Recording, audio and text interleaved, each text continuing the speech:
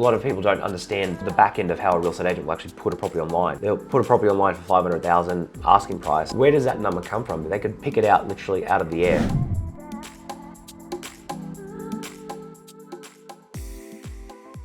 It could be worth even more than 500,000 and it could be listed at 500,000. I've seen agents like literally pick up their phone and like change a price instantly. If a property's worth 500,000, they could list it at $1 million.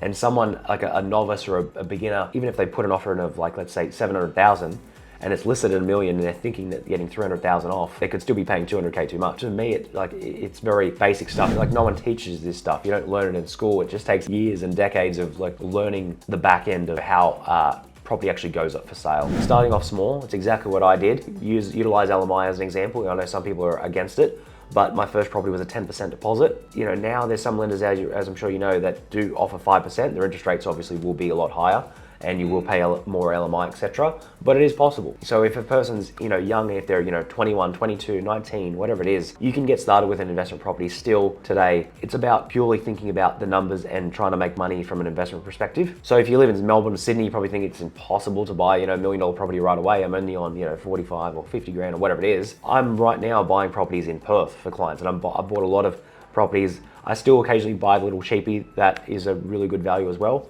I bought a property in Perth in a suburb called Mossman Park in Perth. Usually don't throw around the suburbs because everyone will be like, oh, that's the secret suburb. But to me, there's no such thing as about the secret suburb. It's like, it's the first, what is the state that is realistically going to have the most growth in the short and long term, and also mixed with which state is going to have the best rental yields to back it up this second as well. And that's why Perth, as you probably know, like you can pick up affordable properties. It's more affordable than Adelaide, and it's double the size now, double the population. I picked up a property there in Mossman Park. It was like just a unit, small block, 30-year-old unit, but Mossman Park houses sell for like, the median price is like 1.5, 1.6. So it's an expensive area. It's right near like south of Cottesloe, which is like basically like the Manly Bondi of Perth. Very expensive location. This unit, 210,000.